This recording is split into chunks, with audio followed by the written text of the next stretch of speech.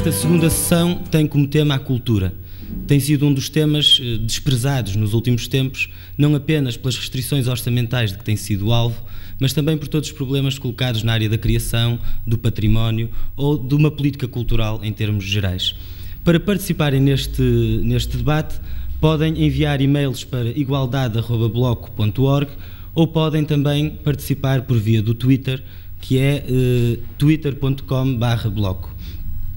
Nós vamos começar exatamente pela questão, uma questão que nos foi colocada pela Paula Sequeiros do Porto e que tem a ver se num contexto de crise faz sentido investir na cultura ou se isso é um desperdício, uma extravagância, e qual é o papel da cultura e do investimento na cultura neste contexto. Nós temos hoje connosco o Bruno Cabral, que é realizador e ativista da plataforma dos intermitentes do espetáculo, a Diana Andringa, jornalista e realizadora de documentários, a Catarina Martins, diretora artística da companhia Visões Úteis e também membro da plateia, e o João Teixeira Lopes, que ainda não está connosco, mas que chegará em breve.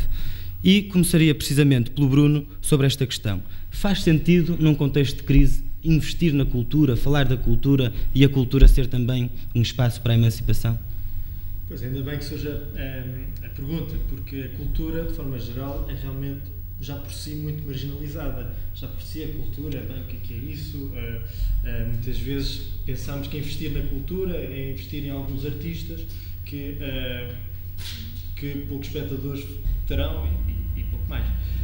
Mas realmente não é. A cultura, por um lado, é uma indústria de entretenimento, são pessoas nos bairros que estão a desenvolver projetos locais, são qualquer atividade cénica, televisiva, quer dizer, a escrita, a cultura é um setor que representa tudo no nosso dia-a-dia, não é? Que dia passamos sem fazer cultura, sem estar num circuito cultural a debater? Aqui também estamos aqui a produzir cultura, de certa forma, cultura política, não é? Portanto, investir na cultura, acho que, sobretudo, investir nas pessoas que fazem cultura, investir nas redes culturais e nos bairros, né? nas pessoas que são motoras de todo o desenvolvimento local, é cultura e faz todo o sentido, em termos de crise, para justamente sermos um motor, como a cultura o deve ser, da sociedade. Diana, posso dizer uma coisa? É que eu acho que se calhar se tivéssemos investido mais na cultura não estávamos em crise, porque esta crise é também uma crise de ideias.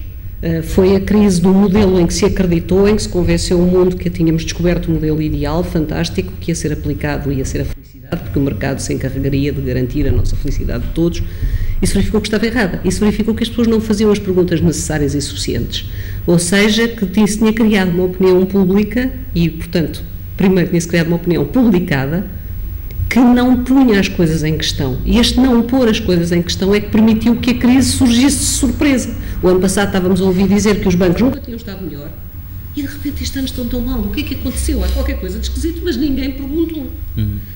Está-se a despedir pessoas para termos mais lucro e ninguém perguntou e o que é que acontece aos despedidos? E quem é que vai pagar aos despedidos? Não somos nós todos.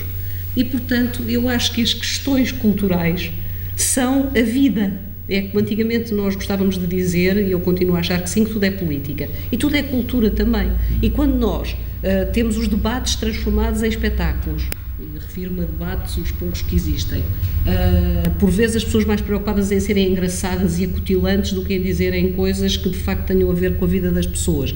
Quando não temos suficiente reflexão nas artes, nomeadamente nas audiovisuais, sobre a nossa vida enquanto sociedade. Estamos singularmente desprotegidos e estamos a ceder o passo à crise. Portanto, eu acho que, nesse sentido, tinha sido muito importante investirmos antes, mas continua a ser preciso investirmos agora para pensarmos em soluções. E é para isso que serve a cultura. A cultura é isso e nós criamos uma cultura. E nós temos todos os dias uma cultura, só que é uma cultura de futebol e de estupidez.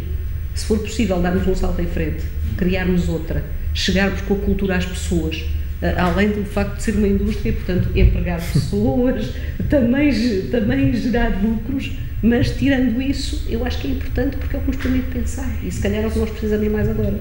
Catarina, de que cultura é que nós falamos quando falamos de cultura e que questões é que a cultura pode pôr à vida? Eu acho que quando se fala do investimento em cultura, cultura e se tem sentido investir em cultura num período de crise ou noutro período, muitas vezes confunde-se o investimento em cultura com o investimento na possibilidade de fruir. Pensa-se sempre na população como quem frui cultura e não como promotora de cultura.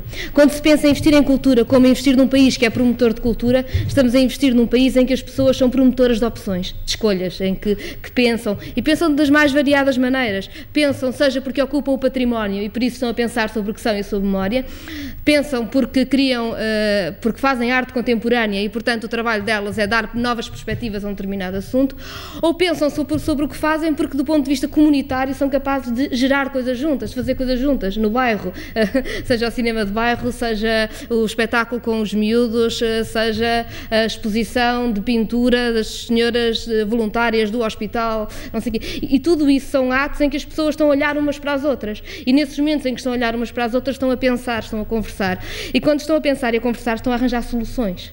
E o que nós precisamos, quando se fala de crise, é de novas soluções, como a Diana estava a dizer. E investir em vida cultural é investir na capacidade das pessoas de pensar em soluções. Soluções elas que façam sentido neste momento que elas estão a viver, neste país em que elas vivem. E não importar aquela ideia de cultura enquanto algo que se frui, que é um problema de importação de modelos que depois não servem nem o nosso tempo, nem o sítio em que a gente vive. E depois há os outros argumentos que eu não gosto muito, mas que também são verdade. Eu acho que se deve investir em cultura por causa disto, porque cultura é a nossa capacidade de agirmos sobre a nossa vida. Uma vida coletiva ativa é uma vida em que as pessoas agem sobre ela e, portanto, não ficam em crise, estão a recriá-la a todo momento.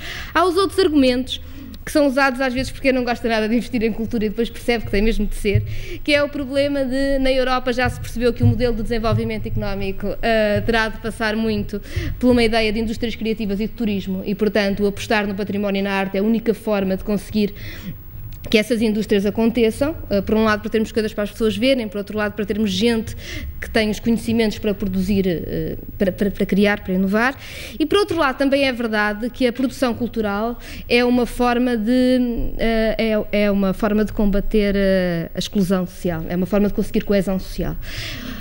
Eu acho que estes dois argumentos são muito perigosos e eu não gosto nada deles. Estes argumentos podem instrumentalizar a cultura face a outros objetivos ou não? Sim, e a cultura até pode ser uma forma de garantir uma paz social no limite, e isso é muito assustador.